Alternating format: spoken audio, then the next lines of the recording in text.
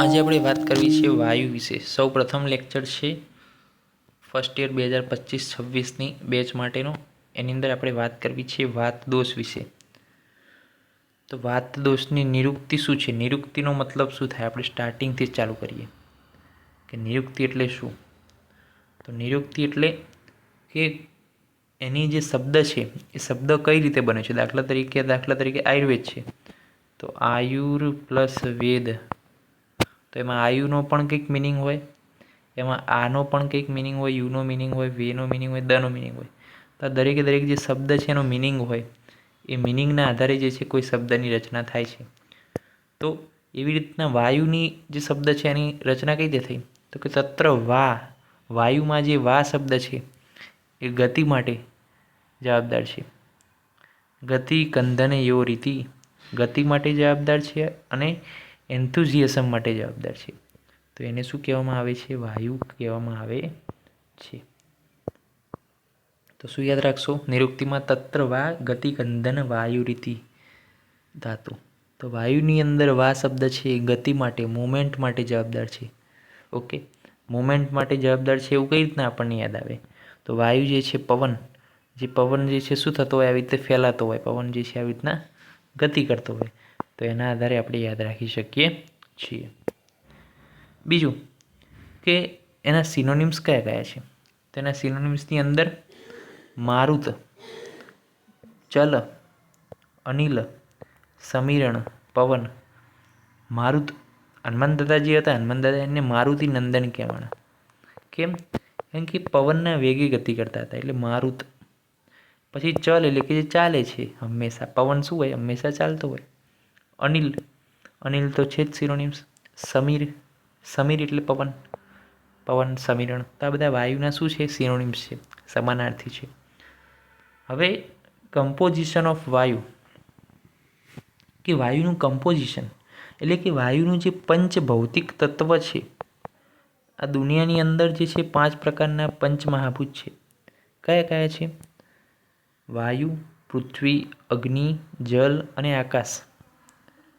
તો એની અંદર જે વાયુ જે છે એ કયા મહાભૂતનો બનેલો છે, માત્ર વાયુનો?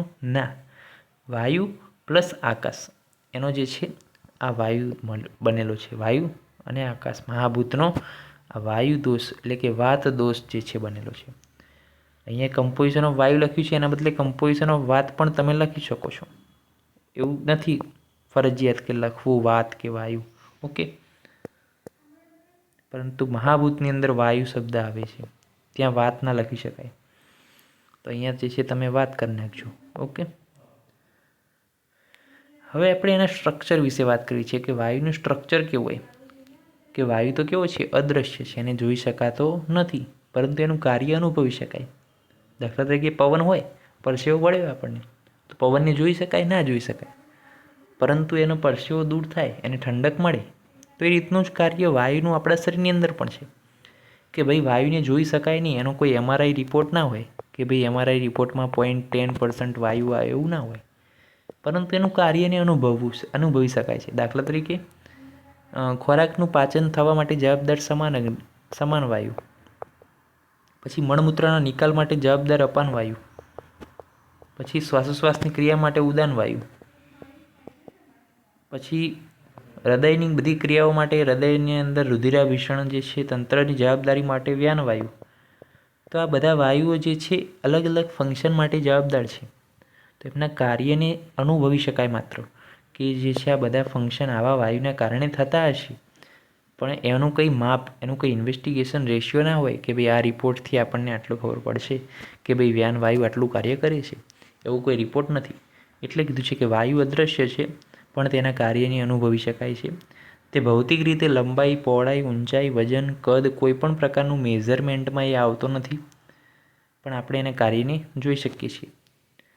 કઈ રીતના, તો કે વીજ પ્રવાહ જે છે, કોઈ વાયર હોય એની અંદર જે વીજ પ્રવાહ જતો હોય, તો વીજ પ્રવાહને આપણે જોઈ શકીએ? ના જોઈ શકીએ, પરંતુ આપણે વાયરને અડીએ ત્યારે આપણને આંચકો લાગે.